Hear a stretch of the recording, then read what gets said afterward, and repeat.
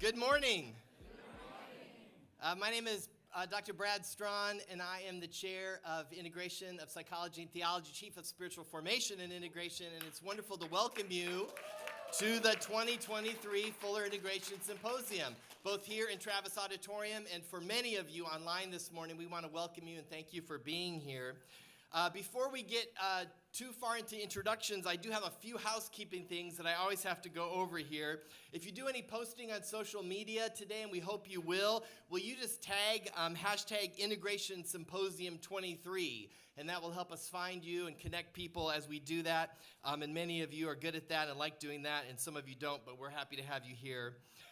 Once again, we are translating into 2 languages. That's one of the commitments here at Fuller, being a multi-lingual place. And so I want to just cue up here for you a translation video that will show you how to get translations if you need that. So we'll roll that now. Si desea escuchar la traducción del audio al español, haga clic en Interpretación en la parte inferior de la ventana de Zoom y seleccione Español. 오디오로 한국어 통역을 원하시면 여러분의 줌 화면에서 통역 버튼을 누르시고 한국어를 선택해 주십시오. You'll also be able to text in questions later in various languages, and those will be translated so that I can read them and pass them along. Something really important at the beginning of any symposium is where the restrooms are located. So they are right across the breezeway here, and they do require a code. The code is on the door there in the lobby, so please make sure to note that. If you are receiving CE units for today, joining us in person, remember to stamp out at the beginning and the end of each day, and then turn in your evaluations in the lobby. For those online, your Zoom attendance is being recorded, and a CE evaluation form for each day will be emailed to you later on Friday afternoon, so please fill that out and return that to us. I also want to let our alumni know about a special luncheon we have planned for Friday. If you've not yet registered for the lunch, you can do that by visiting fuller.edu/symposium and register under the schedule tab. So please do that if you're alumnus of this fine institution. We'd love to have you. There will be a time of Q&A at the end of today's program with all of our presenters. For those of you both online and in person, you can text your questions to this number that should be on the screen, 818-864-2141. You might notice we don't have microphones in the aisles anymore. You're going to just text your questions, and I'll be going through those and sharing those with our panelists today. Again, encourage those of you online to do the same. Your questions will also come directly to me. Well, I would like to introduce our brand new president here at Fuller Seminary, Dr. David Goatley, who's coming to bring you greetings, and he will pray for us, and then I'll move into introductions. President Goatley, please come and join us. Thank you, Dr. Strawn, and I add my welcome and the welcome of the entire Fullerverse. It's a new word I was introduced to recently. So we want to extend a warm welcome and add a warm welcome to all who are both on campus and online to this Integration Symposium where we engage in reflection and conversation at the intersection of psychology and theology. That's one of the unique gifts to the church and to the world that is offered by and through Fuller Theological Seminary. And we are so grateful for our 2 schools and for what we are able to offer, both for degree seekers as well as our array of opportunities for learners as well.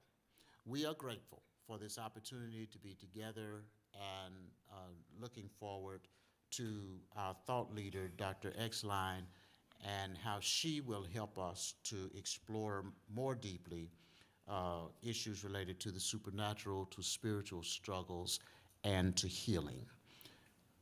The New Testament letter of Ephesians reminds us that our struggle is not against flesh and blood, but against rulers, against authorities, against the powers of this dark world, and against the spiritual forces of evil in the heavenly realms. And we must take seriously the supernatural and the mysterious if we are to do what God is calling us to do in this world. Won't you join me in prayer? Loving God, we are thankful for this day and the blessings of it. We are grateful for your love to this world and for your love to our lives. Sometimes the struggles and difficulties and sin within us and around us prevents us from seeing as clearly as we should who you are and what you offer in terms of light and hope and help and wholeness. Overshadow our time with your Spirit today. Anoint and envelop us. Indwell and inspire us. Equip us with ears and minds and hearts to receive and to understand and to go and be blessings. We do remember today those near and far who suffer and struggle, who grieve and go without hope. Bless us and bless them and use us for your glory. Through Christ our Lord we pray. Amen. Thank you, President Goatley. Before I introduce Dr. Julie Exline, I want to note that you had quite a journey getting here, including missed flights or canceled flights and rescheduled flights and lost luggage, which didn't show up. But Dr. Exline, we're so happy to have you here. I don't know if we call this a spiritual struggle or not. We'll leave that to you to talk about. But we're so glad that she made it. Dr. Julie Exline serves as professor of the psychology of religion and spirituality in the Department of Psychological Sciences at Case Western Reserve University in Cleveland, Ohio. Her research centers on the interface of clinical, social, and personality psychology with a special focus on topics involving spirituality, religion, and existential concerns. She's a licensed clinical psychologist in Ohio and has been certified as a spiritual director through the Ignatian Spirituality Institute at John Carroll University. Dr. Exline is past president of the Society for the Psychology of Religion and Spirituality and is the recipient of the Margaret Gorman Early Career Award, the Virginia Sexton Mentoring Award, and the William James Award from the Society of the Psychology of Religion and Spirituality. She is co-author with Kenneth Pargament of Working with Spiritual Struggles in Psychotherapy from Research to Practice. Her current research focuses on a wide array of themes around spiritual struggles and spiritual attributions, including gratitude and anger toward God, perceptions of after-death communication, beliefs about supernatural evil, and the many ways that people perceive God's voice in their lives. At Fuller, we try to teach our students in the doctoral programs in marriage and family therapy that there's some core virtues when it comes to integration. And we describe three: curiosity, humility, and hospitality. I invite all of us today to enter into these virtues as we listen to Dr. Exline share with us this morning. We're so happy you're here. Please come and share with us this morning. Will you welcome Dr. Exline?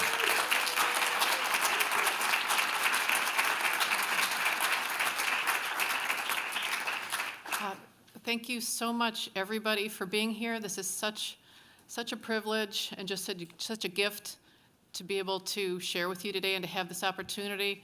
I'm looking forward to sharing with you and hearing from you and learning from you. I especially want to thank Brad and Chantel, and also thanks to Dr. Goatley, everybody who's been involved that I'm not naming to for making this wonderful event happen. So our first talk is going to be focused on this theme of supernatural attributions, and then tomorrow and Friday we'll get into spiritual struggles.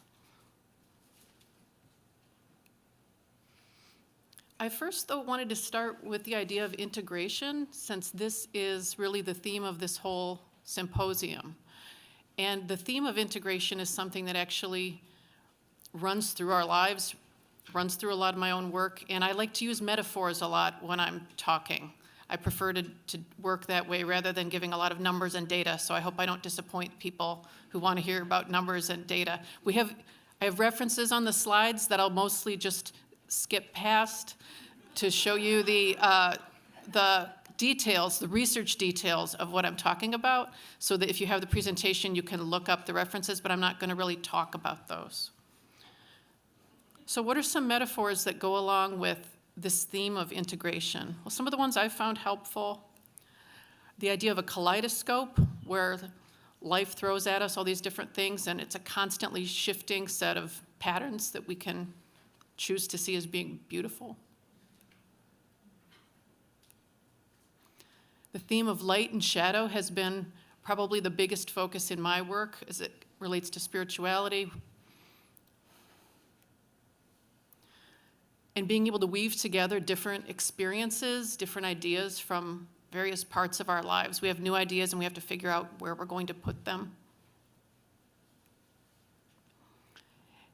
I'll talk about this more in a later talk, but the idea of kintsugi, this is broken pottery, that's a Japanese art form of putting it back together with gold filigree. We'll talk more about that soon.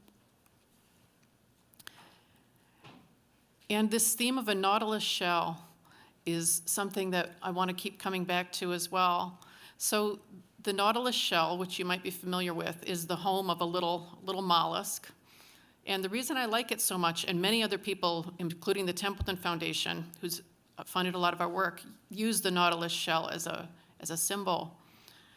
It's the idea of continued growth. You're kind of cycling around a basic point. And a couple of things that are really meaningful to me about this image are that one is that everything from our past experience, the past ideas that we were exposed to, things that have happened in our lives, different relationships, sometimes as we feel like as we grow or change, especially if we've had bad experiences, we might want to cut some of those things off and say, I'm not this anymore, or I'm anti this, or I left this marriage or this relationship. This isn't a part of me anymore. I'm separating myself. And there might be some truth to that, but it's still part of our story. We wouldn't be who we are today without that experience. Also, though, sometimes we all have this desire for a simpler time. We want to be able to go back to a former belief system, to an earlier time of our lives, a simpler time in the life of our country or our world. And the problem is you just can't go back. As the little chambered nautilus grows, he or she can't go back. So today I'm going to talk about this idea of messages from beyond. And supernatural attributions kind of being a more abstract way of talking about that. I wanted to first start, rather than starting off with the topic of supernatural attributions, which might sound kind of abstract, I wanted to start with some specific things that I thought you might relate to.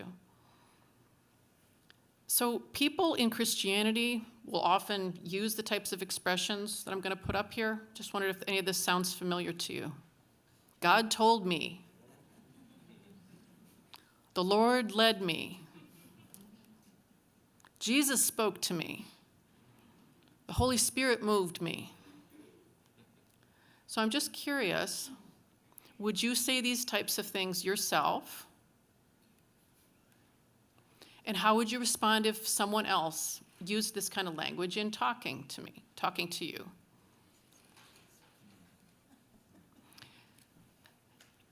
If we had more time, I would give you time to sit and journal about this. But have you ever thought that God was trying to communicate personally with you? Now keep in mind, I might get very different thoughts about this if I'm speaking to a more secular audience, which I often do. If you think about a specific time in your life where you think that God might have been trying to give you a message, what was going on? What made you feel so sure, or to wonder maybe whether God was personally communicating with you?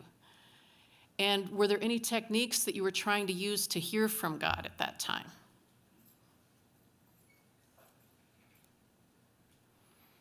So I'm going to be talking about this idea of listening for God's voice as just a starting point here. And one thing I want to be clear about is that this is a psychological line of research. I'm not a theologian. I'm not coming at this from even an explicitly integrative perspective with Christianity. I work at a secular research university. These are basic psychological ideas that could be applied, and I'd love to learn more about people's ideas about integration, but I just want to be clear. In this talk, you won't hear me talking about, like showing my hand about whether I think these things are supernaturally real or not. I'm going to be talking about perceptions, people perceiving different things, beliefs that they hold, and attributions that they make, the way that they explain things. So I'm going to be talking about it in those terms. So I was first introduced to this idea of God speaking personally to people, actually through a book by Mark Verkler, who was a former Baptist minister who got into this idea that God still speaks to people today. And there are others, sorry, that should be Willard on that front one. There are other evangelical thought leaders who have written about this as well. I've also, I spent a lot of my adult life in the charismatic church, almost 20 years. And in the charismatic church, we were very comfortable with the idea of hearing from God and miracles. I had come out of I was raised in a more cessationist type of tradition, which I'll talk about more tomorrow. But in the charismatic church, there's the belief that God could be speaking to anybody at any time and that God's doing miracles all the time. Also beliefs in supernatural evil being very active in the world. So there are a lot of charismatic books on the topic of how to hear from God or how to hear God's voice. Here's just a few.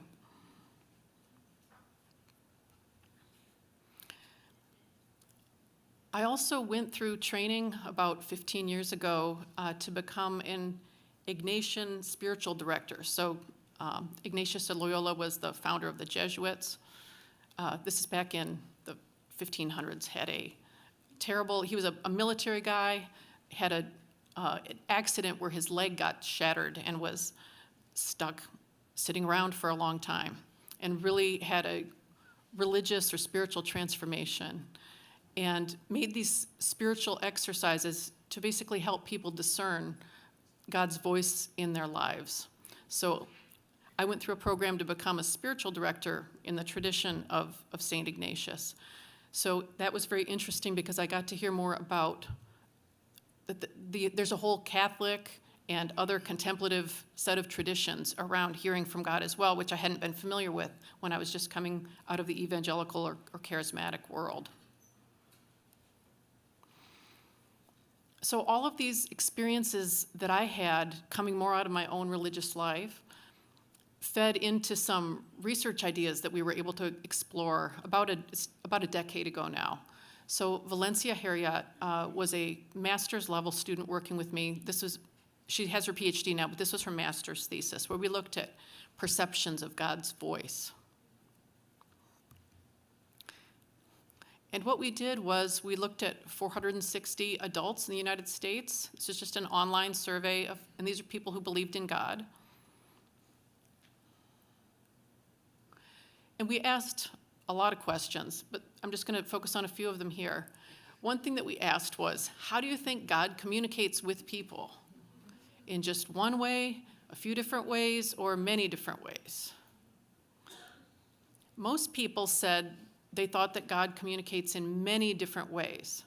So this would go against the idea, for example, that God only speaks through Scripture or only speaks to people through a little voice in their head. How often do you believe God tries to communicate with people? And here you saw a little bit more of a curve where people said sometimes. So people weren't necessarily on average seeing this as something that was going on really frequently, but it also wasn't something that was reserved for rare occasions. Do people need to have special abilities or qualities to receive a message from God? Now, this is really an important question because in so many traditions, the idea is you have to be a prophet, perhaps, maybe in some traditions a priest, or somebody else, a special saint who's getting these types of messages. So to claim that you're hearing from God could seem kind of arrogant, like because it's only supposed to be for special people. But people definitely said no, not. Definitely not. Even Homer Simpson can hear from God is the basic message that we had. You do not need special abilities.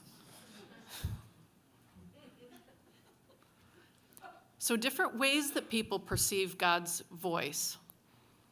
These were ones that we included in our study. Obviously through scripture and sermons, and this was one of the more highly endorsed ways that people said, yeah, I hear God's voice this way. Also through meaningful life events, and this could include a whole range of things, things falling into place, having a sign of something that's important that's going to happen, and then it comes true. A series of things that you might wonder if it's a coincidence, but then you think, no, this actually makes more sense as God is intervening, or God's giving me a message. Through a spontaneous thought. So Tanya Luhrmann, who I believe spoke at the Integration Symposium a few years ago, has done fabulous anthropology-based work looking at a Christian congregation and a charismatic congregation and how they believed they were hearing from God. And a lot of the emphasis there, and this was what I got from Mark Verkler too, was this idea of these spontaneous thoughts that drop into your mind. You might be seeking, might try to imagine that you're in a situation where you're talking with Jesus or something, and then you just see what drops into your mind. Or else, sometimes a thought will just randomly occur to you. And if it's something that seems meaningful and seems to click, sometimes people will attribute those to God. Also through the kindness or love of another person, and this was actually the number one answer. Also through other media though, so things like art and nature were also endorsed a lot. And sometimes physical sensations. So I know I have a few people in my life who will say, oh, I know it's God because I just got goosebumps. Or people will have a feeling of something oppressive if they feel like it's the devil, for example. But we won't get into the devil stuff right now. Okay. And finally, through an audible voice, but this seems to be more rare. Sorry, that looks like that's getting cut off a little bit on the slide. So very few people are hearing the audible voice of God, but some people did endorse it. So I'd like you to just think about this and think about your own beliefs and biases. Would you, if somebody came to you and said, God told me, and told you something, we like to use this metaphor of different lenses that we can use to interpret reports of supernatural activity. So might you view this as a sign of a serious mental or medical illness? Might you think that they were psychotic or had a brain tumor or were experiencing a bipolar episode, something like this? We call that the mental illness lens. Or would you see it the result of normal psychological processes? You can understand why a person would think this based on their cultural background and what they've been taught, maybe their meaning-making processes. Or would you think that, no, God was actually speaking to the person? I believe that. So we call these the serious mental illness lens, the normal psychological processes lens, or sometimes we'll call it psychotherapy lens, or the supernatural lens. And you could use multiple ones, of course. It's also important whether or not you want to believe this or not. I'll get more into this later, but we do have our motivations to use different lenses. And depending on which lens you use, you can imagine you'd have quite a different response to somebody if you're seeing something as the result of a psychotic break versus thinking that, no, God's actually speaking to the person.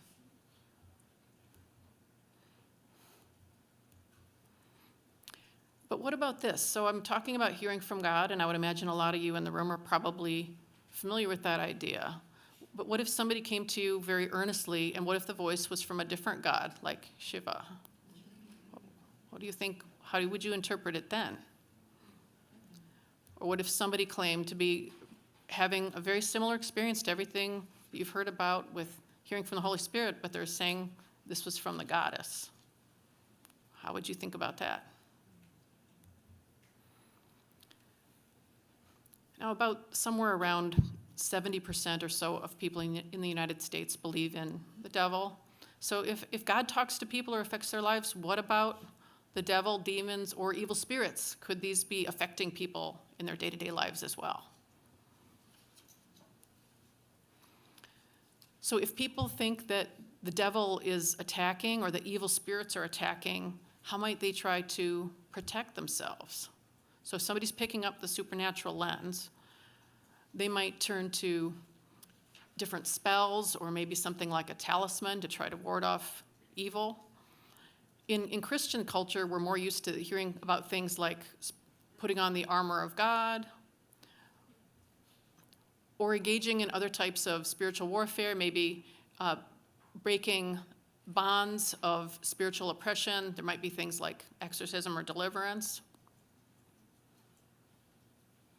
And one thing to keep in mind, we tend to have these male images in our Christian tradition. But spiritual warfare could be pretty appealing to women too. It's a way for women to feel powerful and to feel like they can go out and be playing an important spiritual role in this fight, even if they're not supposed to go out and fight like men do in other ways. So this could have some appeal for women too.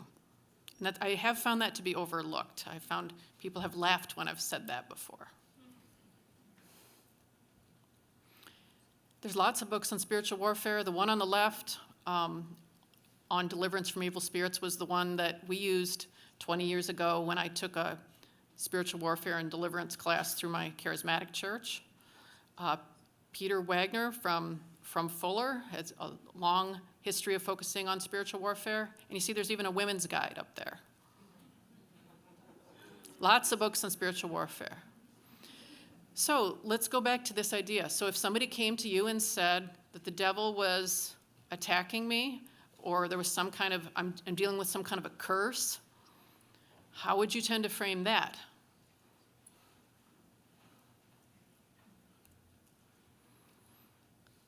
Let's focus on some things about the afterlife now. So in Christianity, there are certain beliefs about an afterlife that most Christians tend to learn about. Well, I'm just going to call these traditional beliefs because they're traditional in this culture. Things like heaven, hell, maybe purgatory if you're Catholic. And a lot of people believe in reincarnation, more so in other traditions, but people might be taught to believe that. These are all things that people could be taught to believe about the afterlife. But often they're based on teaching rather than personal experience, these things that we believe about the afterlife. And the problem is that people might have experiences that don't fit with the teachings very well. So this can raise a lot of big, thorny theological questions for people. What do I do with this experience that I had or that somebody told me about that I don't know where to put it in my theological grid?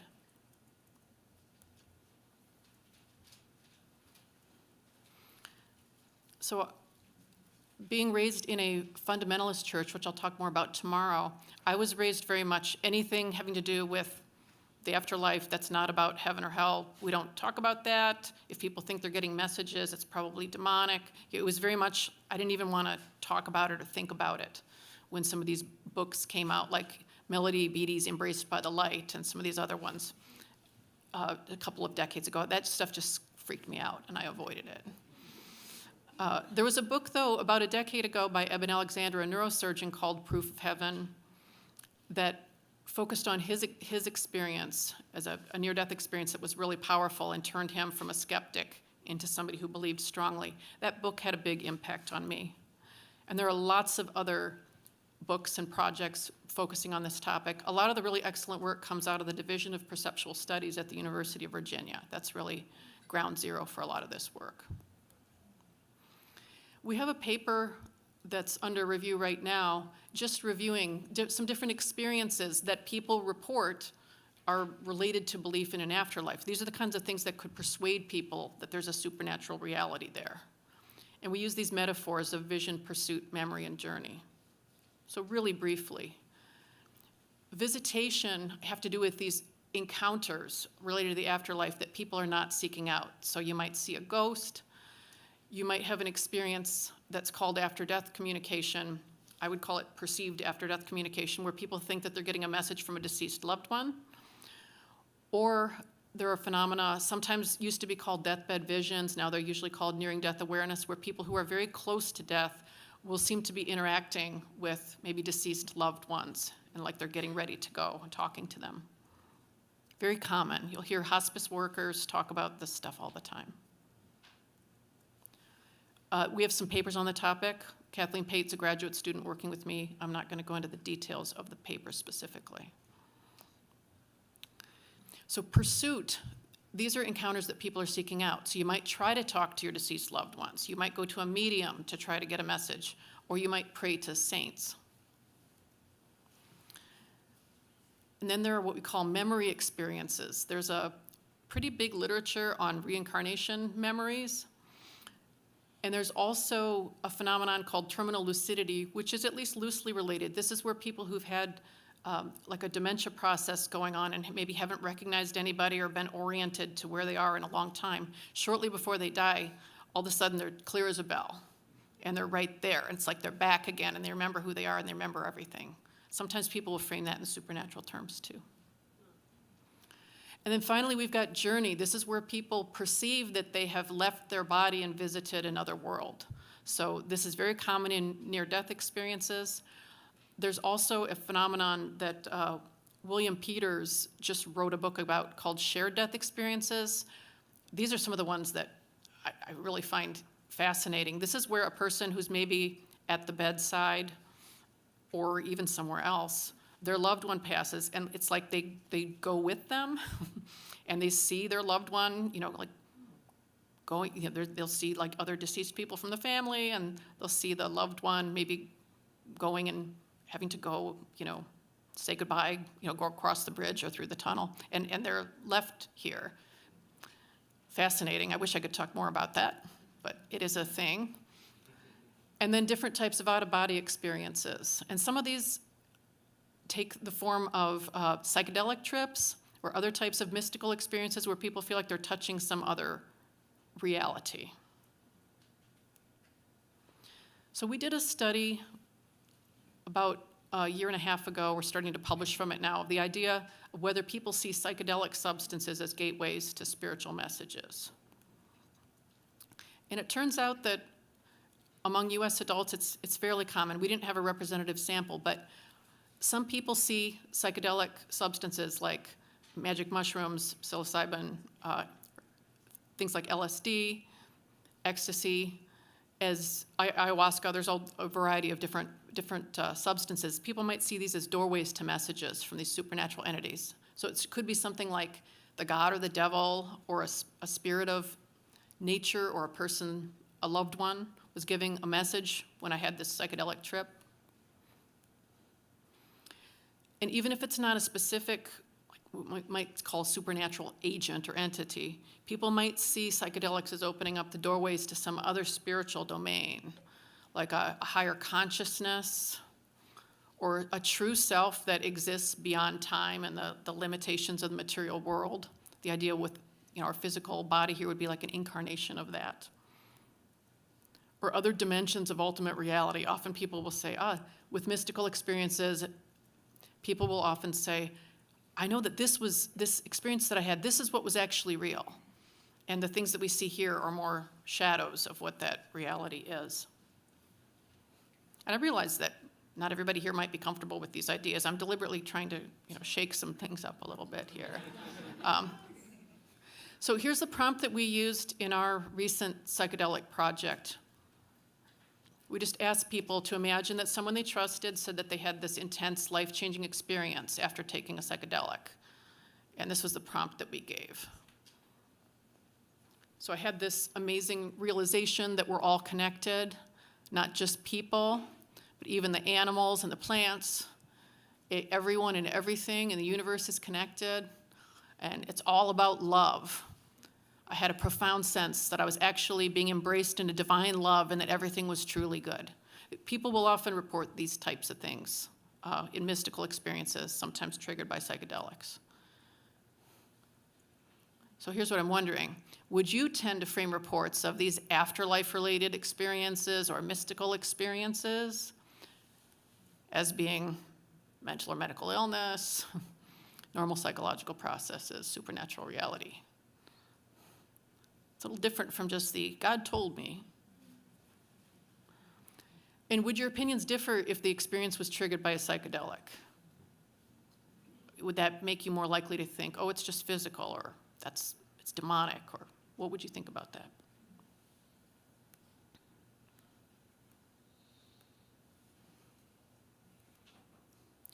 So we'll come back to the lenses at the very end.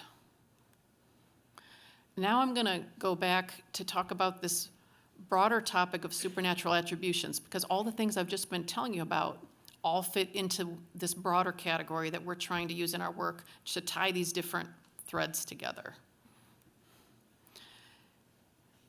Josh Wilt and I just wrote our big review paper on supernatural attributions. We were very happy to get an invitation to put this in the annual review of clinical psychology, which is unusual. I'm not used to non-psychologists of religion being interested in our work on these topics, so this was a nice opportunity. It also killed my sabbatical because I was not planning to write this big paper, but now we have the paper. So a lot of what I'm going to be talking about for the rest of the time here are things that are from this paper. I'm just going to hit a few highlights, and if you want more details, you can check out the paper itself. So you can see why I didn't want to start off the talk with this, because it sounds more abstract, but this is actually all the things we were just talking about. Supernatural attribution. This is basically this idea that a supernatural entity played a role in causing or influencing some event. And an event is defined really broadly. This could be external things or even something like thoughts or feelings. And when I say use the language of an entity, it could be a personal agent, like a personal god or a human spirit or a devil, or it could be something like an impersonal force, like karma or luck or fate, the universe itself. So it's very broad, and our papers have had to be very broad, looking at a bunch of different entities. So the key question here is, what makes people think that something supernatural is going on or might be going on?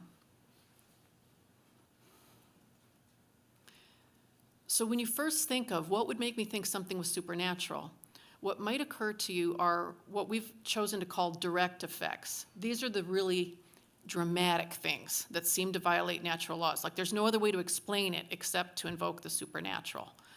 So you can see here I've got the supernatural thing causing the event to kind of skipping over the natural. So something like Moses parting the Red Sea or God parting the Red Sea, through Moses's actions. And there are lots of accounts of miracles that you'll see. Those of you who are in the Christian tradition are going to have heard lots of testimonies about exciting things and miracles. Certainly in the charismatic tradition, we lived on this stuff. Amazing healings, food multiplication. I mean, there's all kinds of fascinating things that people will report and attribute to God's intervention. And also some of the afterlife things that I was talking about earlier also could fit into this category. It's like people are glimpsing some dimension or having an experience that they see as kind of challenging or maybe violating our usual natural laws. It's kind of like the other world is reaching into this world in some way. So these direct effects, these more dramatic things, these are the things that seem to violate natural laws. That's why we think it's supernatural. And these are the things that are really dramatic and attention-grabbing. So these have the wow factor. These are the kinds of things, there's a reason people get up and share these as testimonies in church, right? These are the amazing things that are going to get people to believe. that there's actually a God there who does amazing things. So these are the kinds of things that if you experience this yourself, or maybe even heard a really amazing story or testimony, it could lead to a major shift in your beliefs. Something like a conversion, or you might even start a new religion or belief system based on an amazing experience that you had.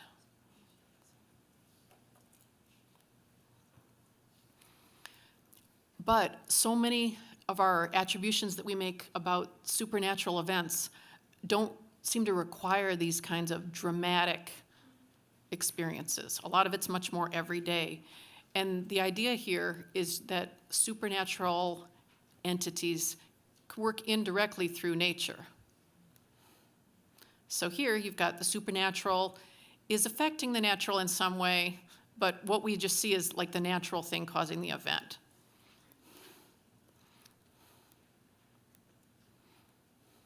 So here, there's no obvious violation of natural laws. If there is something that's kind of going on behind the scenes, and we can't pin it down that way. So there's nothing really obvious. And this is the kind of thing that maybe you might feel very clearly that God spoke to you, or that something was demonic, or that it was karma. But you're not going to probably convince a skeptic, because it's based on your own personal meaning system. So you might feel completely convinced, but for somebody who's skeptical, they're like, where's the evidence? This is all just natural stuff. These are coincidences happening, that you're just trying to make meaning from them.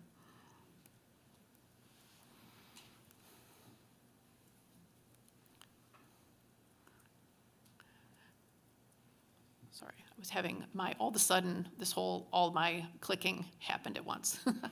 So these are cases where events might seem to be unfolding in a meaningful way.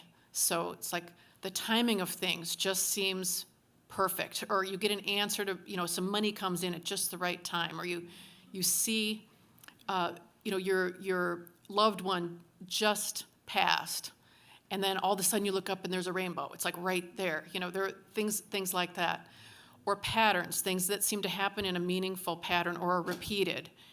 3 times today I've had this happen. I remember my mom used to say, when there were 3 times in a day that awful things happen, she'd be like, okay, it's got to be the devil. 3 times it has to be that, because this day, I easily could have done that with my travel thing. I can tell you that, So it's like just, when things are over and over. But there might be a certain animal that keeps crossing your path, or you keep encountering things that are certain people saying things to you, or songs that keep repeating, all kinds of things like this that we assign that meaning to. And it suggests some kind of a meaningful message to us. It could be guidance or comfort, or it could even be something negative like a temptation. Sometimes you might have, like Tanya Luhrmann talked about, just these spontaneous thoughts or intuitive hunches that just seem to resonate. You might have physical sensation, like my friend who would get chills and be like, it's God. Or maybe a sense of peace or a sense of dread. So people might have these internal signs that they use, like this is my sign that it's God, or that it's the devil, or that my deceased parent is here. I know because I always feel this way. And as we talked about before, the idea of God working through nature or another person could be something else going on here too.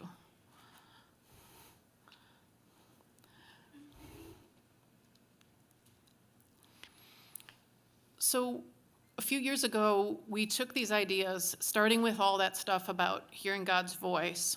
Do you think that God speaks to everyone or just a few people? Do you have to have special abilities? And applied that to all these different entities like the devil and spirits. And again, we always have to try to make things more abstract so that we can apply them to different psychological situations. So we came up with this idea, what we called supernatural operating rules. It's basically, how do you think God works, assuming that you think God exists? Does God still talk to people today? Does God intervene in everybody's life or just a few people? Does God have the power to go in and change the events of your life, or is God kind of more limited in some way? What's going on? And the same questions about the devil, spirits, etc. So people tend to see the supernatural entities as more active in their lives if they see them as powerful, intentional, and broad in their scope of activity. They talk to everybody all the time. as opposed to these few people occasionally. So why do people make these supernatural attributions? My main point here is that it's not just one reason. And I'm going to go through these reasons quite quickly. The paper goes into a lot more detail. But that's a big take-home point. It's not just because of what we're taught. It's not just because of experiences we've had. So we propose, Josh Wilt and I, 3 broad sets of reasons. So a supernatural explanation has to come to your attention. It has to be at least reasonably plausible. And motivation can play a role. Do you want to believe that it's God? Do you want to believe it's your loved one communicating with you? Why do people do this? Well, there's all this socialization and evolutionary reasons. A lot of what we believe about these entities is what we've been taught. Then there's personal factors like, did you believe in God before? Do you want to believe that your loved one's talking to you? Do you tend to be a person who operates more based on intuition versus really analytical thinking? Might you have tendencies towards psychotic thinking? And then there's these immediate contextual factors, like do other people around you seem to be thinking that this is God or the devil? Have you just prayed and been seeking an answer to something and then something happens? So those are some of the reasons that we might make these attributions. So it's these broader cultural reasons, some more personal reasons, and then there are specific situational things. It all plays in. But why should we care about any of this stuff? Well, we've been recently thinking about supernatural beliefs and attributions as being amplifiers. So if you think of the supernatural as being above or beyond the natural, we think about supernatural attributions kind of turning up the volume on existing ideas. They add psychological weight, or our very technical term, they add oomph. If you can attribute something to the supernatural, it seems to have more behind it. So one reason to care is that these can be really powerful coping resources. I'm going to run through these 5 things on the next few slides. So I'm just going to put that up there right now. So if you think that God loves you, that's going to provide these positive emotions. If you think God's giving you gifts, you're going to feel grateful. If you think your loved one lives on, that's going to be comforting and exciting. I'm earning good karma, might make you hopeful about the future and maybe also a little proud. So this is helpful stuff for people. My very close friend and colleague Ken Pargament has a huge body of literature on religious coping. But some supernatural attributions are linked with distress too. So they can be these coping resources and lead to distress. Talk more about this in the struggles talk, but God is punishing or abandoning me, doesn't love me. The devil's attacking me. I've got bad karma, bad luck. And if you have something like a disorder where there are hallucinations or delusions going on or dissociation, those are associated with certain types of supernatural attributions as well. I'll talk more about this tomorrow, but we already know there's many studies on how these negative attributions correlate with distress. Sorry, my clicker is starting to die a little bit here, I think. I may have to go to the keyboard. So the glass is really kind of overflowing on this. So demonic attributions can certainly cause struggle. So saying the devil is being active in the world could make the world seem pretty scary. And it could be really distressing to think that the devil is attacking or tempting me. Could feel guilty or afraid. Might be afraid that if the devil pulls you off path, you're going to go to hell.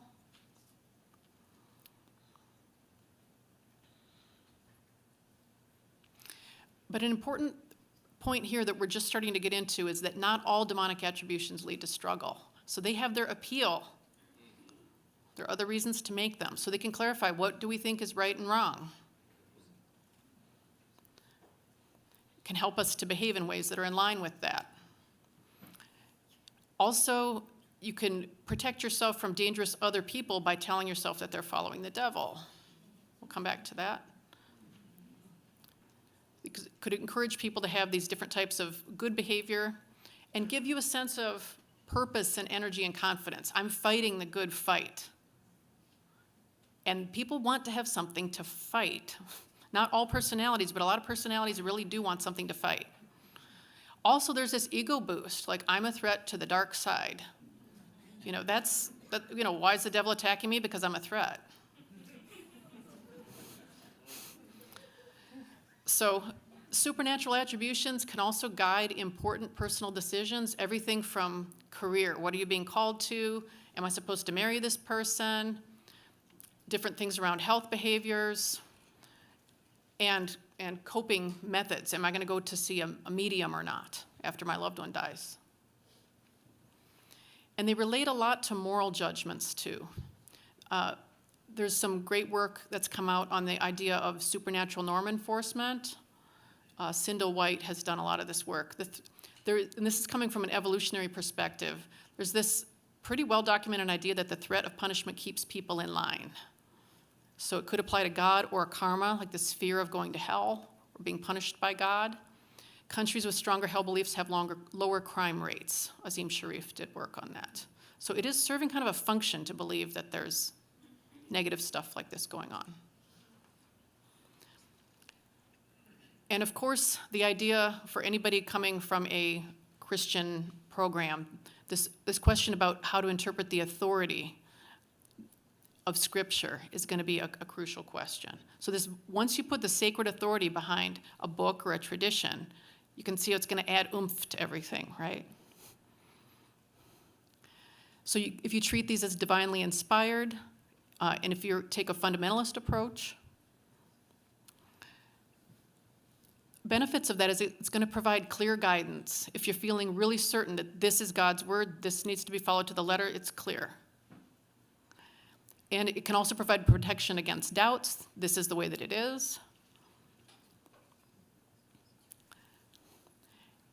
And it can also fit with certain values, like trying to keep things pure, following authority, and knowing who's in and who's out of the group. Jonathan Haidt's work on that. But there's some challenges here of interpretation. So I'm sure none of this is relevant to anybody in this room. So do people see the Bible as a divine document, a human document, a mix of both? Which version, which parts, inerrancy controversies? Have the books been closed? Or is there still new revelation? I'm just going to keep going because I'm sure has no relevance. So should the text be taken literally? Well, just think about the Bible. Your opinions about that could shape attitudes about all kinds of things. War, capital punishment, divorce, even in cases of abuse, sexual orientation, gender identity, slavery, women's rights, animal rights, environmental concerns. So it's pretty important stuff. And finally, in terms of reasons to care, a lot of the dark side has to do with the abuse of religious authority that can go along with supernatural attributions. So if somebody claims to have divine authority, they could really use that to control people, can be part of a lot of religious trauma and misinformation. Also, this idea that God is on our side can lead us to derogate out groups and be hostile to them because they're following the devil if we're following God. And often these are reflected in religious nationalism. Sorry, my animations weren't coming up at quite the right time there. Okay. Don't have much time to talk about this, but Christian nationalism as one form of religious nationalism has been linked to some of the things on this screen through some really good sociological work. And Kristen Kobes-Dumay has done more of a historical account focusing on masculinity within Christian nationalism. Sorry that I don't have more time to talk about that, but check out these sources if you're interested.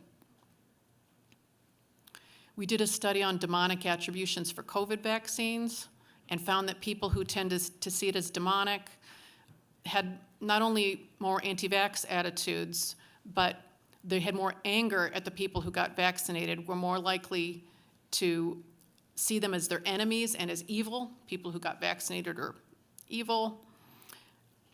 And the Christian nationalism and conspiracy types of thinking both went with this.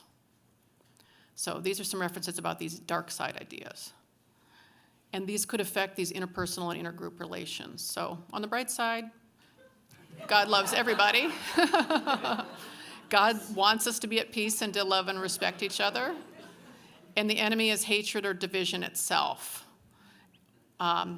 Also, believing that everything is fundamentally interconnected could be really positive. So these supernatural attributions could add oomph on the positive side or on the negative side. That we have a new project under review that's focused on this idea.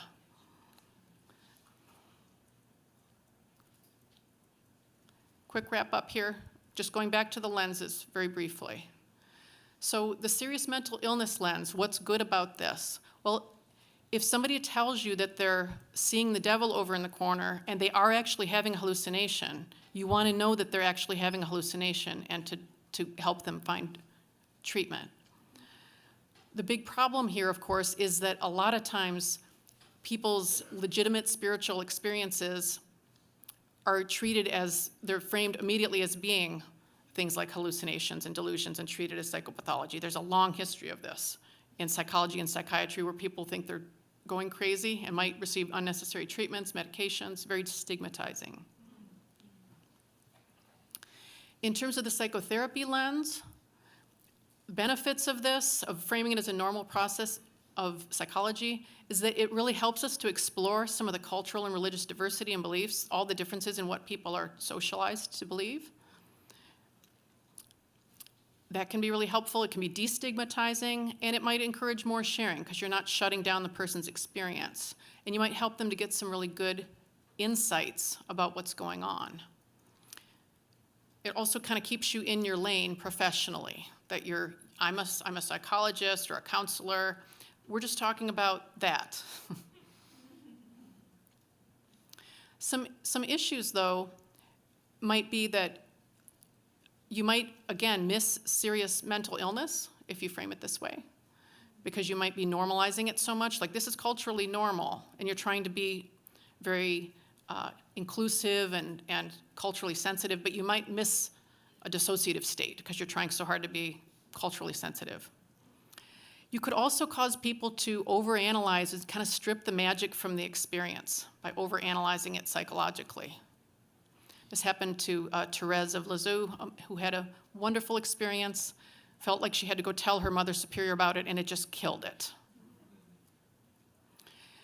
And it could really cause us to dismiss or ignore the person's supernatural framing of the experience. They think it's supernatural, and you're just explaining it psychologically. I'm sure many of you have probably been to therapists where you've had this experience. Well, it's nice that you believe that, but it doesn't connect, because if it's life-changing for you and it's just psychological for the other person, that can feel very dismissive. And finally, the supernatural lens. So if you were to adopt the supernatural lens and the person talking to you also did, this really validates their experience. It might be exciting, and it might open the door to new intervention possibilities. Maybe we're going to seek deliverance, or maybe we're going to have prayer in our session.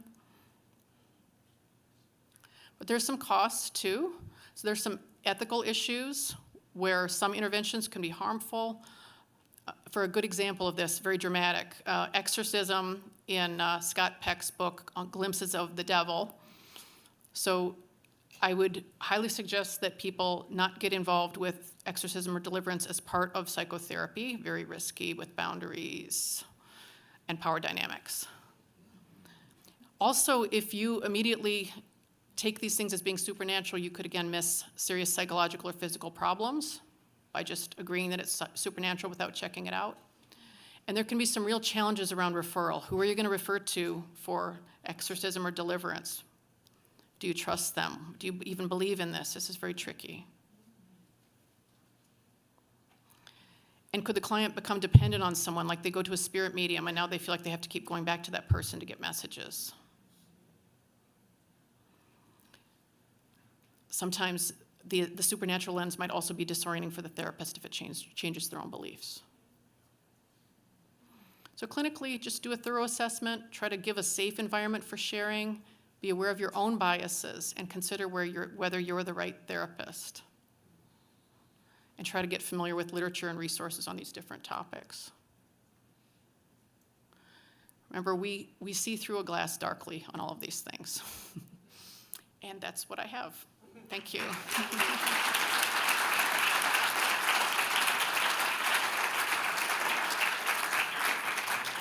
Thank you so much, Dr. Exline. As a clinical psychologist, many patients have come to mind and many of the challenges, so we'll get a chance to talk more about this. At Fuller at the Integration Lectures, many of you know that because we are a two-school seminary with a School of Psychology and Marriage and Family Therapy, we also have a School of Missiology and Theology, and we always invite respondents from our other school as well. And we just started in the last few years to include student respondents because we hope that we are training the next set of integrative thinkers and researchers and practitioners. And so I will now introduce both our respondent from the School of Mission and Theology as well as our student respondent for today. I will introduce both of them at this time, and they will just take turns coming up in responding to Dr. Exline's excellent presentation. Dr. Jose Abram is Associate Professor of Islamic Studies who joined Fuller in 2020. He served on the faculty at Concordia University in Montreal for 9 years before coming to Fuller's School of Intercultural Studies in 2020. Dr. Abraham received his PhD from McGill University in Montreal and has taught at the master's and doctoral levels in both India and North America. He is the author of Islamic Reform and Colonial Discourse on Modernity in India, Sociopolitical and Religious Thought of Volkan Molave. He is an ordained pastor of the Indian Pentecostal Church and a contributing member of the Pentecostal Assemblies of Canada. Our student respondent, Clara Bertrand, is a licensed marriage and family therapist. She is also in our first-year student in our new doctorate in marriage family therapy. Her study emphasis is in integrative framework for identity formation in family systems. Will you please welcome both of our respondents? We'll begin with Dr. Abraham.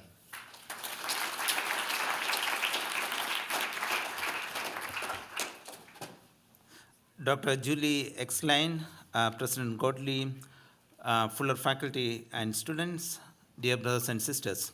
So glad to be here to respond to Dr. Julie Exline's lecture on supernatural attributions, how people perceive messages from God, the devil, and the human spirits.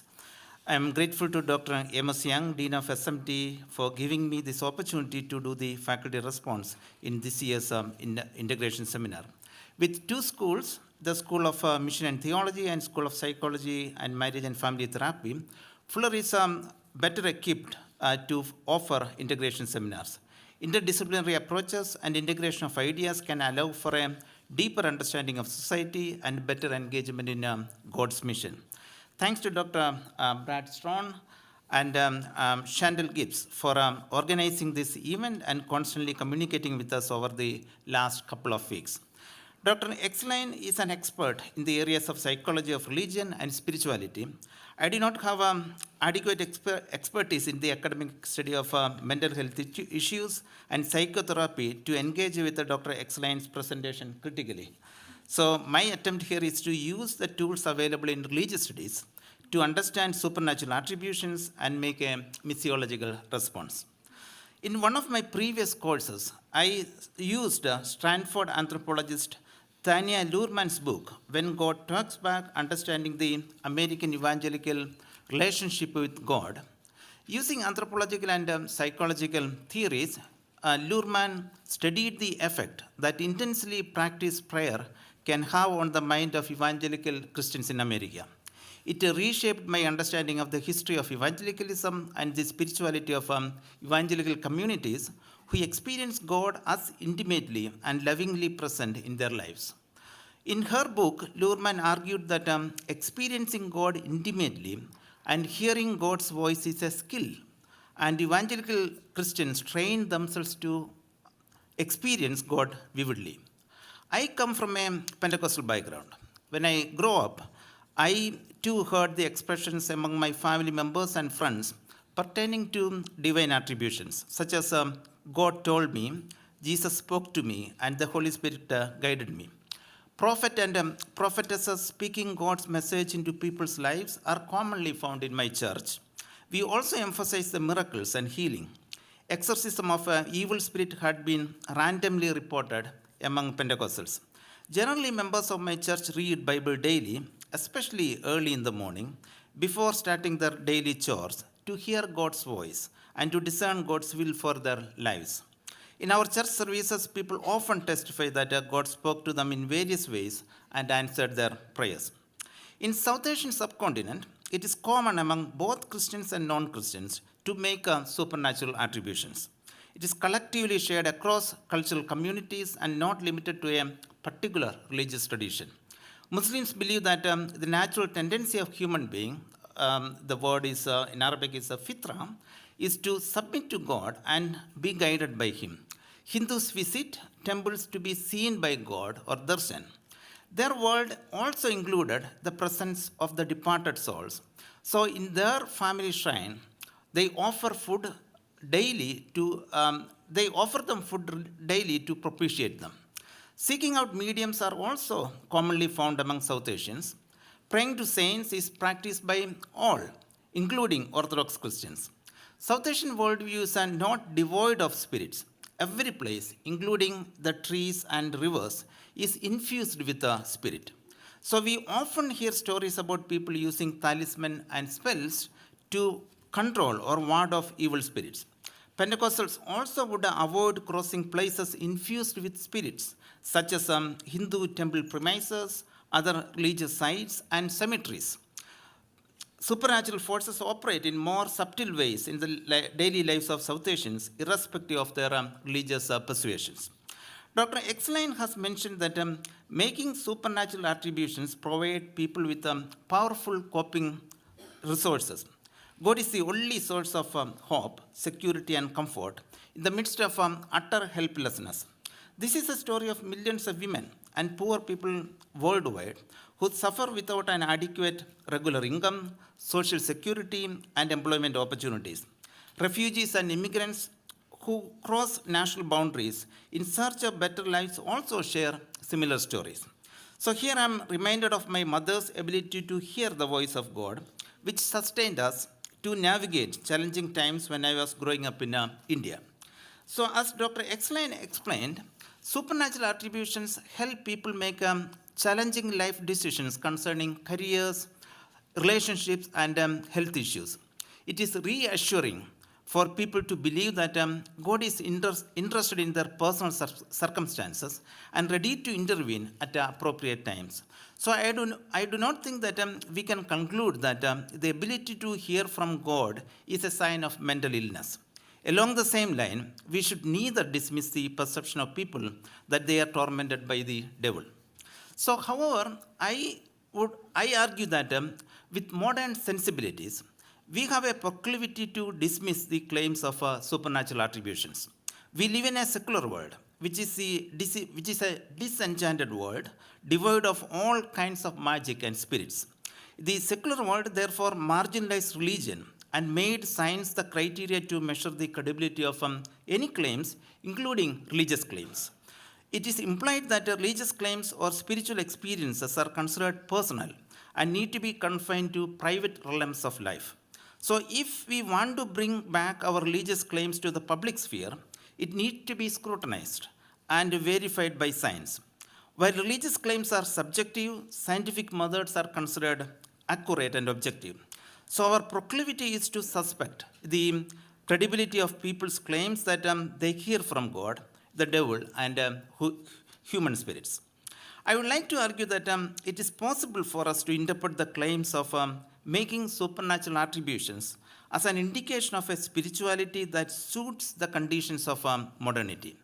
I have noticed a tendency among those who make supernatural attributions to be inward looking. In their understanding, God only cares for them, their family, and their church, and which limits their interaction with the real world outside. Such a worldview is rooted in individualism and social isolation, which are the characteristics of modernity. Making supernatural attributions also lead to othering people in order to marginalize and dominate them. It makes people judgmental of those outside their community who are portrayed as evil or demonic or away from God and destined for damnation. Christian nationalism in the US and religious nationalism in other countries taught us that othering people and stereotyping them could be dangerous. Dr. Exline mentioned that for people who make supernatural attributions, the world is a field of an encounter between good and evil spirits. They understand life is a cosmic battle between good and evil people and heaven and hell. Such dualistic thinking is the foundation for European discourse on modernity. It places men over women, human beings over nature, and colonizer over colonized. Consequently, it legitimizes the exploitation of natural resources, enslavement of human beings, and colonization of the East. Dualistic thinking is problematic because it understands reality in black and white terms, accentuates Satan, and make it an equal force to God. It makes people fear Satan, sometimes more than God. According to Exline, seeing the devil as active in the world could make the world seem like a scary place, which feeds the distressing emotions of guilt, fear, punishment, and rejection.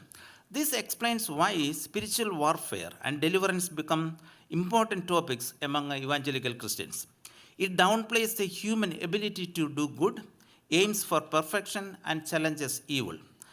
Accentuating evil or Satan will not help us to understand the structural forces of greed and capitalism that destroy God's creation and pave the way for poverty, injustice, and corruption. I'm not arguing that spirituality that germinates supernatural attributions can only be relevant to modern societies. I have already stated that making supernatural attributions has been commonly found in South Asian and other traditional societies. However, in traditional societies, people exercise supernatural attributions within a community setup. Here it is significant to note that supernatural attributions functioned to enforce the order by creating a social hierarchy in those societies. So making supernatural attributions involved exercising power over women and other marginalized section of society who occupied the bottom of the social ladder. This explains why modern societies decentered religion in an attempt to create democratic societies with the promise of social equality for all. However, decentering religion in the name of political correctness eroded the source of moral strength and spiritual well-being of people in the modern societies. So exercising supernatural attributions in a community setup has the potential to challenge secularism, the tendency to make science the sole criterion for understanding the truth. It will open up the doors for religious claims to return to the public sphere and assume its rightful place in society. It will help us to embrace everyone, irrespective of religion, race, and gender, as the children of the same God. It will also lay the foundation for an ethical system based on love, justice, and peace. So, in conclusion, dismissing supernatural attributions is not a viable option. If so, how can we deal with it? We have already learned that supernatural attributions empower individuals to cope with difficult situations. So the question is, how can we help those individuals who have the ability to hear God's voice to open up themselves to listen to the cries of God's creation and other human beings who are created in the image and likeness of God? How can we help them escape social isolation, embrace the world created by God, and care for the poor and marginalized?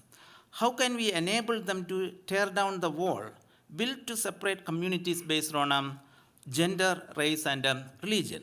In fact, all prophets and religious leaders were visionaries who could hear God's voice. However, they exercised their ability to hear God's voice to make the world a better place to live and work. So making supernatural attributions within a community framework is always healthy and liberating. It will challenge the status quo and establish justice. How can we empower people to do it? So here I believe that the churches and theological education can play a role. Thank you.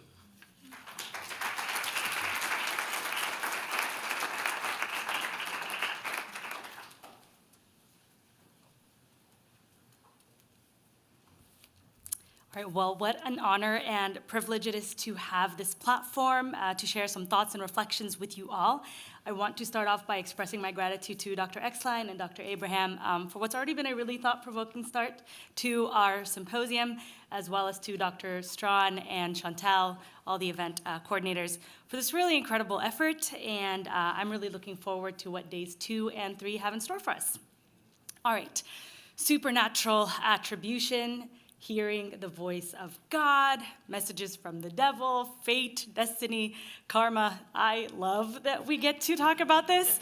Although I was joking with my husband, who's heard way too much about super attribution or supernatural attribution in the last few days, that if I had to make a list of some fail-proof ways to quickly end a conversation with a stranger, messages from the devil would probably top that list.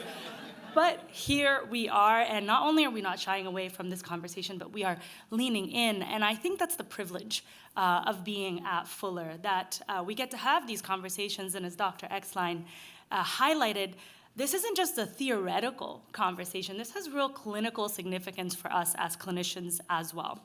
So Dr. Exline, your research on this topic is so thorough and extensive. It was really hard, challenging to find anything meaningful to add to this content, but I'm up here, so I'm going to try anyways.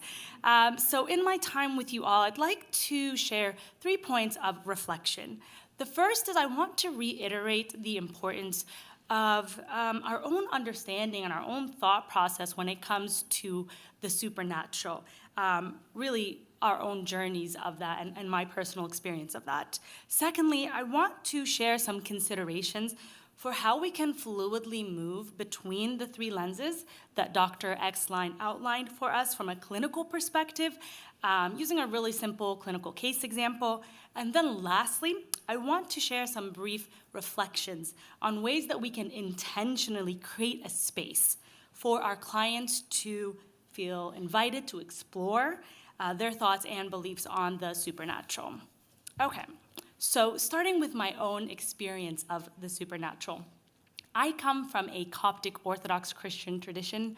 For those of you who are unfamiliar with the word Coptic, that means Egyptian, and this is Egypt pre-Arab conquest, before the introduction of the Arabic language. And the Coptic language is still around to this day and can be found in the hymnology of the Coptic Church. So that's just a little history. And the Orthodox Church has really ancient roots. It is a church that is both apostolic and sacramental. But as it relates to this conversation, is a church that's really in touch with the mystery of the Christian faith. And what that meant for me growing up was that speaking about the supernatural, even though we didn't call it supernatural attribution, was a part of everyday life. As C.S. Lewis once said, the supernatural is not remote and abstruse. It is a matter of daily and hourly experience, as intimate as breathing. And that was really my experience growing up, speaking to the saints, hearing the stories of the desert fathers and mothers who lived in the Egyptian desert. They were the hermits and the ascetics of our time, and their battles and victories over demonic forces, apparitions of St. Mary, miraculous events, big and small. They were a part of everyday life. And oddly enough, it wasn't until my family immigrated from Egypt to the United States that I began to feel my experience with the supernatural as something other. And that was a really alienating experience for me. And so why am I sharing this? Well, I first wanted to highlight the significance of a global perspective when talking about supernatural attribution. I think something that Dr. Exline definitely touched on. For many people around the world, speaking about the supernatural is as natural as talking about the weather. And that's also in some of the literature that you cited, Dr. Exline. Secondly, my personal experience wrestling with supernatural attribution created quite a bit of spiritual dissonance for me. At that time, experiencing my beliefs as something foreign and alien created really a negative void where fears of judgment and rejection bred, unchecked. So in turn, I think I closed that part of my spiritual experience off from the world, something that I think many of us can relate to at times. And so, practically speaking, I think what that meant is that I guarded a lot of those spiritual beliefs, some that were healthy and spiritually sound, others that were negative and distressing, even from my closest circle. At the time, I didn't have a community where those thoughts were invited and treated with genuine care and curiosity, as I do now. And that was challenging. And I would have been a much healthier person to have had it. And so for those of us in the room who have the influence to create those spaces, we have a unique calling and responsibility, really an obligation to not only intentionally create, but sustain areas where our peers, clients, students can come as they are, with license to explore and wrestle with those thoughts and beliefs freely. In doing so, we equip those around us to also hold that space for others. As John H. Shar once said, the future is not some place we are going to, but one we are creating. The paths are not to be found, but made. And the activity of making them changes both the maker and the destination.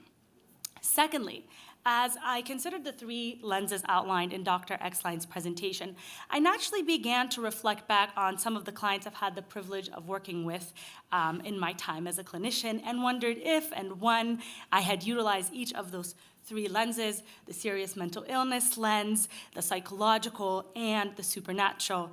It didn't take long for me to land on one particular case that I was asked to consult on some years back that highlights the challenge of case conceptualization and best practices when talking about the supernatural. This was one of those referrals who was a friend of a friend of a friend. And so for the sake of anonymity, I've changed some identifying information to protect privacy, but I'll share with you a brief synopsis. I was asked to meet with a man who, at the time, I was told was experiencing serious spiritual warfare. In addition, his spouse was on the verge of leaving the marriage and felt helpless to effect change in the situation. I, of course, was intrigued by the idea of spiritual warfare and what they meant by that, but also a little uncertain of what I was getting myself into. But I figured I'd be up for the challenge. You know, it's good to be a little green sometimes. And so as I met with him and invited him to share his story, a really heart-wrenching narrative began to unfold. At a young age, this client had experienced pervasive sexual abuse after being initiated into a satanic cult by a trusted family member. I'll spare you the details of all of that, but needless to say, that experience created a host of other issues, physically, psychologically, relationally, and spiritually. After some time meeting with him, it was evident the client was working through complex trauma, was presenting with, again, a host of psychological issues, and in my personal opinion, was fighting a very real spiritual battle. I would leave each of our meetings with a heavy conviction that there truly was a spiritual battle for this precious person's soul, which was scary at times. In most of our conversations, I was heartbroken, and at other times I was actually uneasy and was a little uncertain of how I would be of any real assistance to someone whose experience with the supernatural was so dark and intimidating and different than mine, even though I was really comfortable talking about the supernatural. It's the specialization of my practice. And so I sat, I prayed, I consulted, I wrestled with the layered nature of this client's experience. On the one hand, approaching this from a mental illness perspective would have been fitting. The client would leave home for days at a time with little to no memory or recollection of his experience, and that could be labeled by some as psychosis or breaks from reality. And of course, shared that he had experienced, significant trauma in his formative years. So we could debate ideology there a bit, but the fact remained that there was real and debilitating mental illness, and we would have to take that into account. But even with that in mind, this lens would have been insufficient considering all this client had experienced, and even more importantly, what would be necessary to provide him with the holistic care that he desperately needed. Developing a case conceptualization through a psychological or psychotherapy lens would have also been fitting. The client had deep relational wounds, insecure attachment, and a host of other assaults on his psyche. He in turn developed some really serious maladaptive coping and behaviors, and the ripple effect of his trauma was, not seen just in him, but in his whole family. There was a lot of psychological scars there. And so to do any kind of healing work with this client, we would have to address those really real presenting concerns and address each of those wounds with appropriate interventions. So this psychological lens and adopting this is a really safe place for us to be clinically, therapeutically. It was for me. But even then, looking at it through this lens alone would not have been acknowledging the totality of this client's experience, especially from a spiritual perspective. So lastly, utilizing a supernatural lens would certainly fit the scope of the supernatural experiences that the client described having, particularly in the way that he would describe the demonic attacks that he experienced and the pull, as he would say, towards the occult. And by the time we had met, he had sought spiritual care through pastoral means and had the support of his faith community. And so acknowledging the spiritual facets of this client's experience was crucial to me. Personally, it was the lens through which I saw everything else. But even acknowledging just that alone would have been insufficient in treating the whole person. So we're seeing a pattern here. Okay, so lastly, as I was, really thinking about how was I experiencing this, back then, because I didn't have the language of all those three lenses, I think because of my training and even instinctively, I knew I had to acknowledge each of these realities through those various lenses. Even though I did it quite clumsily at times, I was still urged to consider the implications of adopting each lens as it related to meeting this client's need. Dr. Exline, I so appreciated that you highlighted both the advantages and disadvantages of adopting each of those lenses. It gives us the shared language to talk about all of this, but I think it's also a really important reminder for us to tread carefully as we wrestle with the very real issues that some of our clients bring to the table. And it is true that there is potential for serious harm if we're not careful. But I also believe with intentionality in considering all three lenses and giving each their proper place, we can create a space where our clients feel honored in their experience, and that also brings about healing and transformation. So in closing, I'd like to offer some language we can use in creating the room for curiosity and meaningful dialogue when it comes to the supernatural. I don't mean to be reductionist, but sometimes it really is as simple as giving our clients permission to share their experience of the spiritual or supernatural, what those beliefs are and what they mean to them, and how those beliefs have influenced their life or experiences without judgment. And the invitation to dig even deeper is just as simple. Tell me more. The truth is, our clients don't need us to share identical spiritual beliefs or values to honor that tension that we just described. What they do need is for us to hold the space for genuine and careful interaction that doesn't minimize or discount the spiritual or supernatural and their experience of it. It's in that space that we can invite the presence of God, and we ourselves can be a healing presence, and for us to be a witness to the miraculous and restorative work of the Spirit. As C.S. Lewis reminds us, miracles are a retelling in small letters of the very same story written across the whole world in letters too large for some of us to see. We, my friends, are in the business of the supernatural. We are in the business of the miraculous. And so I pray as we leave and reflect on this content, on the supernatural, that we would also invite the presence of God, the divine presence and revelation, to really see those small letters all around us. Thank you.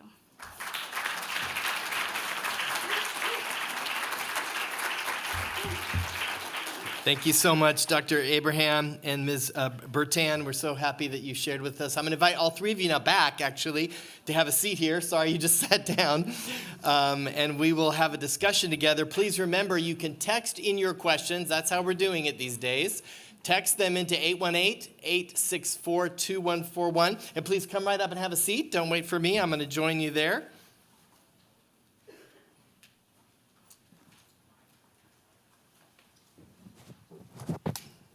And we each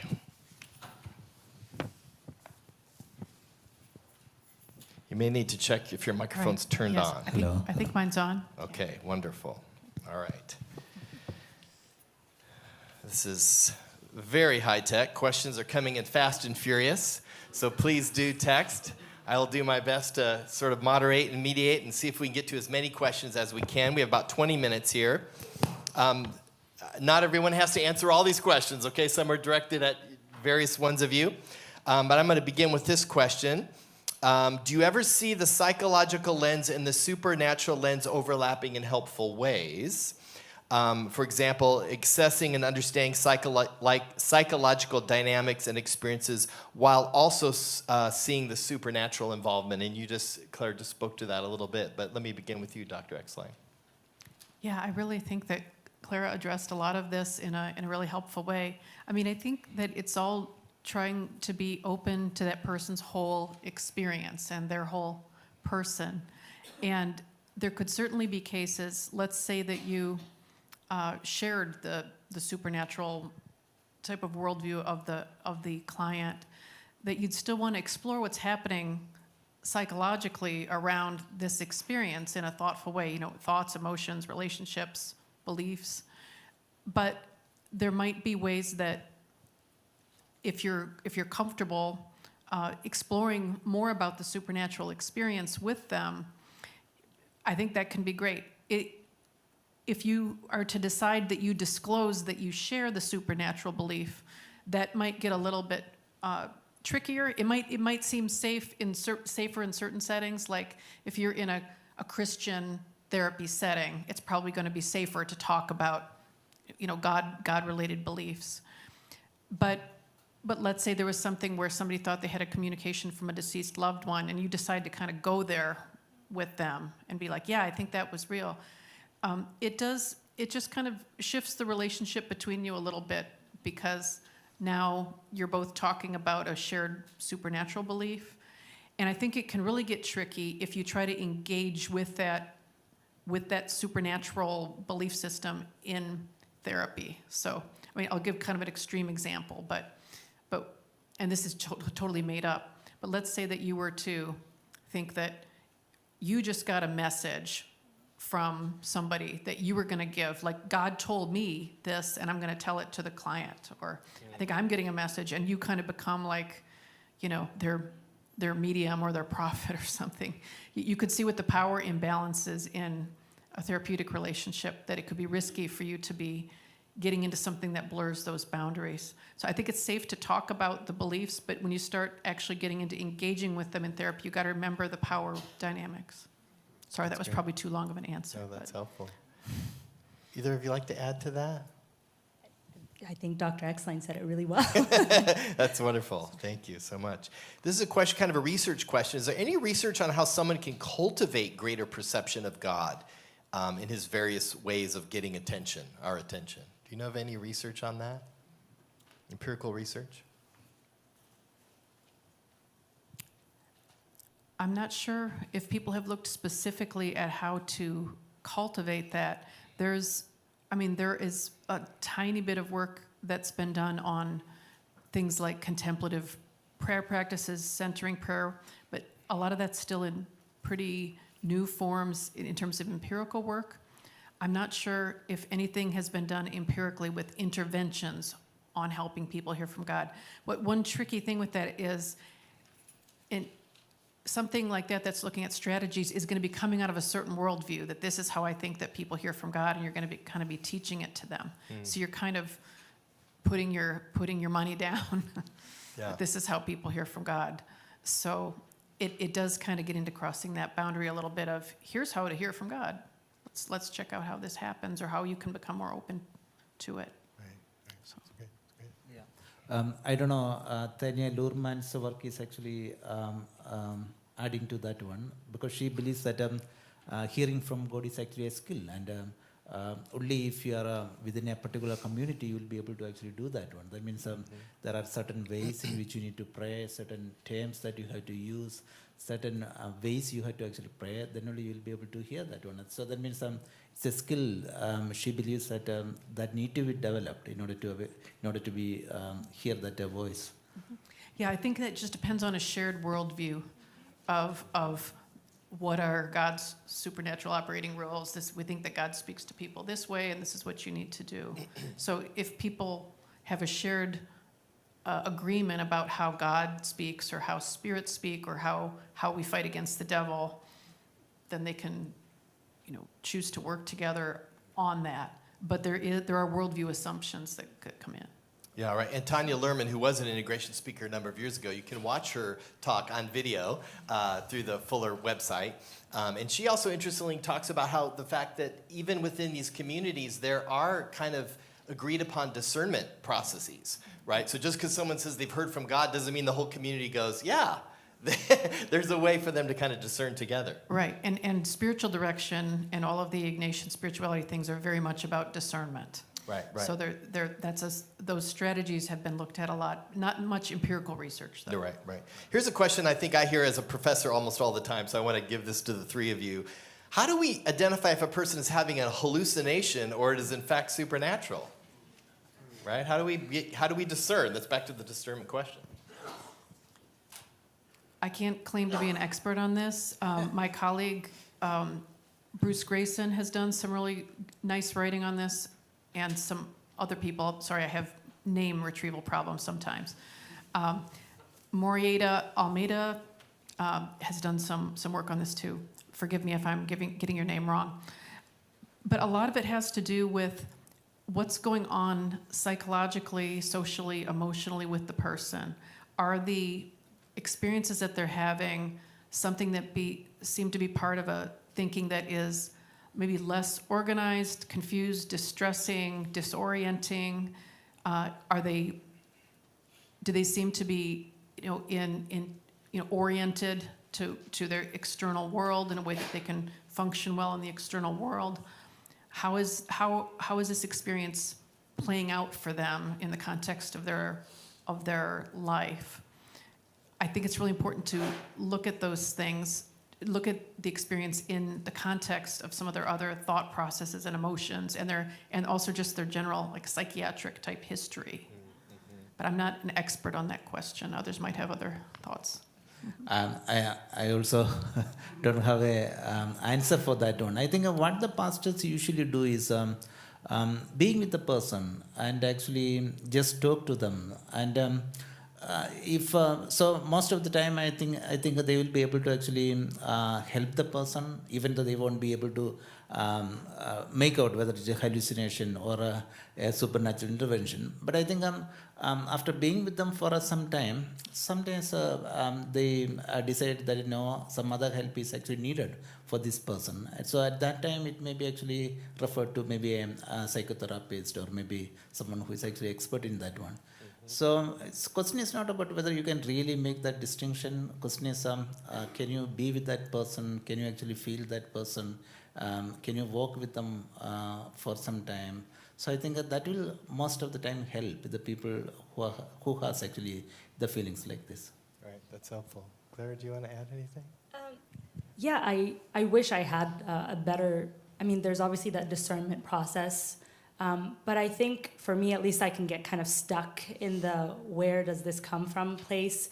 But most of the time for me, where I like to land is the meaning making behind what that experience is for the client or even for us as we talk about that, at least in the therapeutic setting.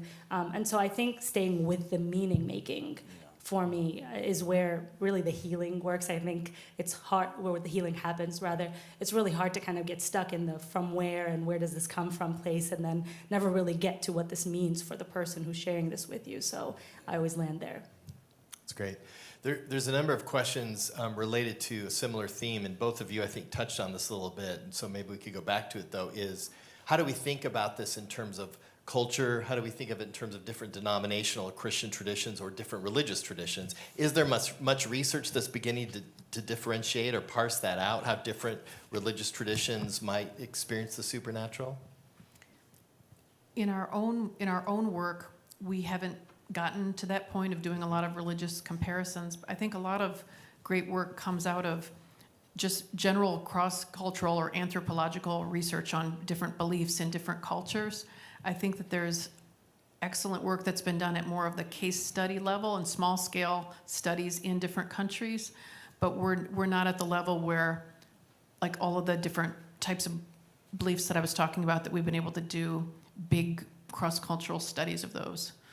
It's very expensive, and you also need to be culturally sensitive in how you do the work and translation. It's a big project. What I found in the traditional societies is that the three lenses that you have actually mentioned is extremely helpful. So in most of the traditional societies, the psychotherapy lens or maybe the mental illness lens is not really used. So that means most of the time the supernatural or psychological is used. So that means if it is a case of mental illness, then it's considered as a taboo to use that lens, and then the issues are actually not really dealt properly. So I think that may be a helpful hint, maybe something that we can actually use as I'm saying that people, those are not psychologists or a psychotherapist. So I think they should be careful in advising people. That means there is a need to actually look at supernatural lens and a psychological lens. But there are cases in which mental illness lens need to be actually used. But we don't know when we can actually use that one. That's actually a struggle that many of us have, the people those are not experts. Yes, that's the struggle. Okay, so I want to, because the questions are coming, I'm just trying to represent, okay, friends here, and you. I think people want to push you all to think a little bit more about something like misattribution. And we also have pastors and ministry leaders here, and obviously in a seminary, so we don't have to think about just clinically, but lay people will come to their pastors or come into the church, right? So God has told me, or any of those phrases. Can you help us think? I mean, we're not asking you to answer this question, but can you three help us think about when might you think this might be a misattribution of spirituality? You can just improv. It's okay, right? Yeah. You all right with that? I mean, I have thoughts, but I would love to hear if anyone else has thoughts. I don't want to always be the first answerer. So. So at least for me, I like to take it back to a place of like, where does this align? Where does this align with who God is, who he's calling you to be? I think sometimes the misalignment is in where does this lead you? If you were to take this and run with it, where would you end up? And so obviously that discernment process of lining this up with scripture, with the societal, cultural worldview that this person is bringing to the table, at the end of the day, if we were to kind of take this and go with it, are we closer to God in that experience? Is there more peace? Is there more clarity? Is there more understanding? And so if that alignment isn't there, I think we can quickly back up and then kind of do a little bit more of a bird's eye view of like where this might be coming from if it doesn't align with that. Okay, that's helpful. Yeah. So I was using actually a missiological lens in order to understand that one. So I used to actually dismiss all kinds of attributions, supernatural attributions, especially before using this missiological lens, thinking that not thinking that it's a mental illness, but it's actually a wrong theology or maybe something problem with that person who is making this kind of attributions.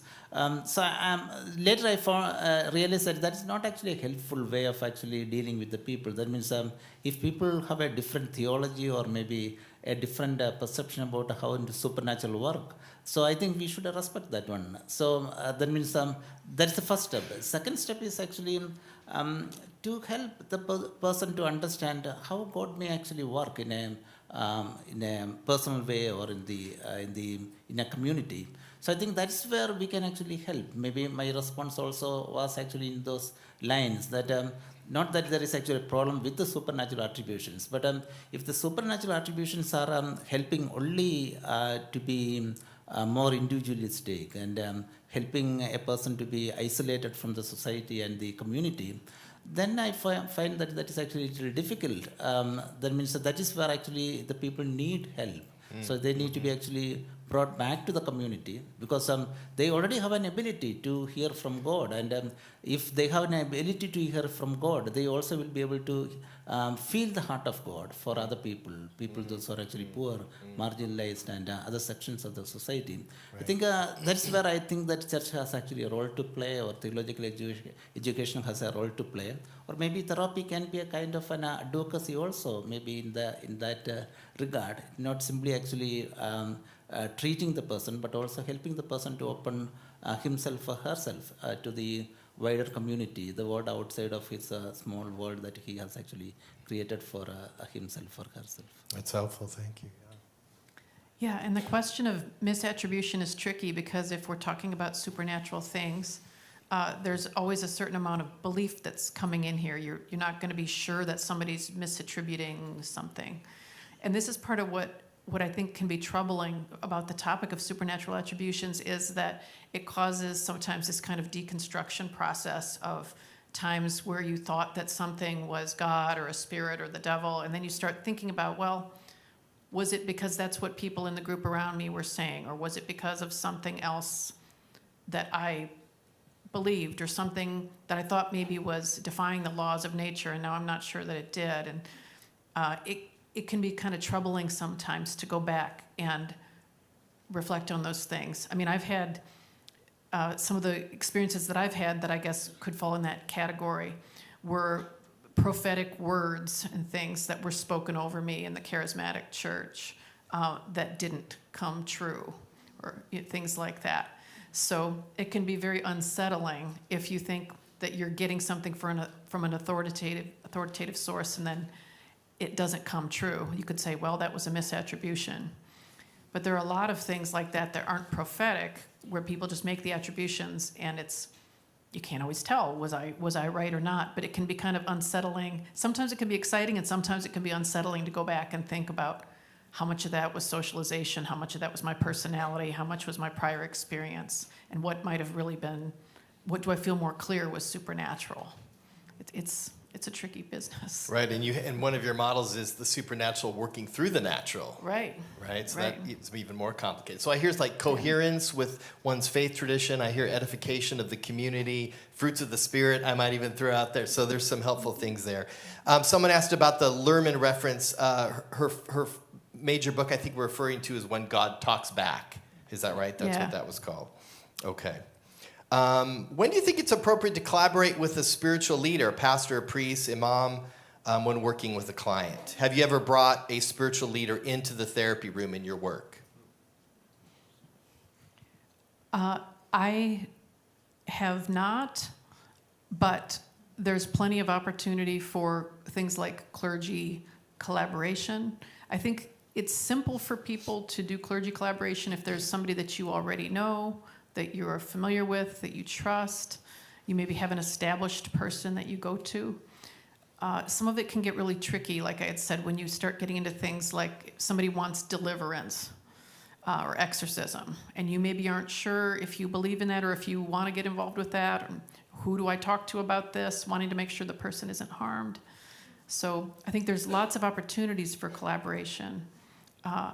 Because I'm mostly doing research work, even though I'm licensed, this is why I don't have the broad base of experience of clinical work that a lot of other people in the room do. So there's probably a lot of people in this room who could answer the collaboration question better than I can. I'm looking at you, Clara. Yeah, I think I see it more as a handoff. And so certainly in the consulting piece of it, that when we're asked to kind of be that psychotherapy lens for someone else. But where I see it is when the piece of it, at least between me and my client, kind of leans more towards the spiritual, and where it would kind of be more fitting for pastoral care, that's kind of when I do the handoff back to a place where I think that's more of the focus. So I really see it more as a handoff process where there's that integration piece of like we are collaborating even if we're not necessarily in the same room doing that. That's great. Another sort of research question, Dr. Exline. This is a question related to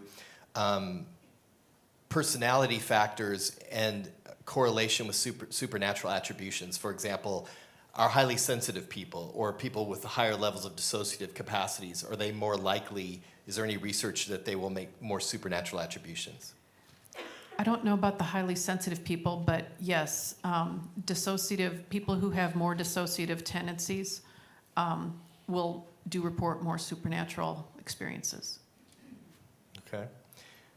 Here's another practical question again. How could this research be used in more charismatic congregations to help prevent the potential of spiritual abuse or power issues inherent in that could happen in some of those settings? I see the two of you nodding. I would say that using a missiological lens, that's my response to that one. That means ultimately, what is the purpose of the spiritual attribution? Is it actually helping the person individually or helping the whole community because of the spiritual attributions of certain people? I think for me that is a test in order to decide the use and also the benefit of people having actually supernatural attributions. That's great. I think it's really important to, I mean, I wish that when I was in the charismatic church that we had done some of this work back then, because I think it would have been helpful in some cases to be a little more cautious about our inferences that we were hearing from God. You know, I was on a prophetic prayer team. I was trying to hear from God for people I was praying for, and I hope that I never did any harm. You just start speaking these images and things and seeing what's resonating with the person, and generally they're positive things, but it could also seem like you're speaking into the future or that you're ministering healing, and what if the person doesn't feel healed? So I think that in some of these cases, having that, just having a little, I don't want to use the word deconstruction here necessarily, but just a little bit of reflection about all the different things that could cause people to think they're hearing from God could be really useful in a charismatic church without undermining faith. It's wonderful. I just want to take a moment before we're done here to acknowledge how people are joining us from literally all over the country and the world. Florida, Canada, Korea, Estonia, Serbia, Virginia, Tennessee, Switzerland, Sweden, Puerto Rico, Montana, Japan, Missouri, Texas, Pennsylvania, Georgia, North Carolina, Washington, and Colorado. So thank you for joining us today in all of that. Unfortunately, I'm the bad guy who has to bring this to an end. I'm sorry we didn't get to all your questions. We hope that you will join us again tomorrow at 10 o'clock right here for our second part. We're going to get more into spiritual struggles, and that's going to be wonderful. Couple housekeeping things. If you're receiving CE units here in Travis, remember to stamp out and turn in your evaluation forms in the lobby. For those online, Zoom attendance was recorded, and a CE evaluation form will be sent to you each day, okay? And then mailed out on Friday. You can return all that to us. Faculty, don't forget that there's a lunch with Julie and Peyton 101 in about 15 minutes. So thank you again. Will you thank our speakers and our respondents today? And we'll see you tomorrow at 10 a.m.